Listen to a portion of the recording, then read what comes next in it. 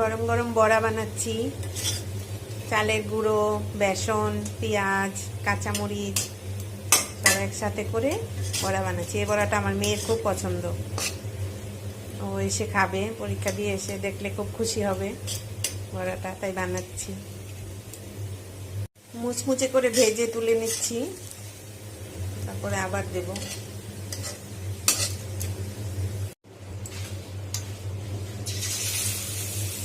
আবার কয়েকটা দিয়ে দিলাম।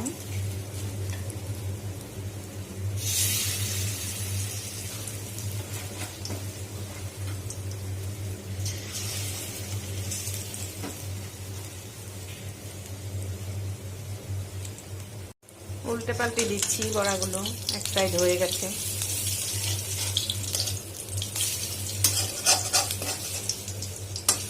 এগুলো ভাজতে তেমন একটা তেল লাগে না, অল্প তেলেই হয়ে যায়, কিন্তু খেতে কিন্তু খুব সুস্বাদু।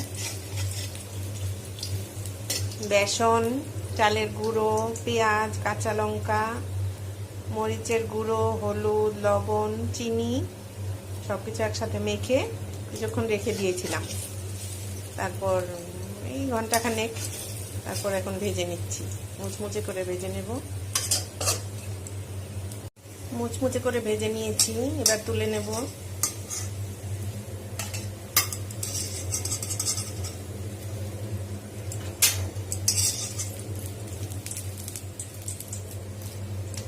হয়ে গেল আমার বড়া,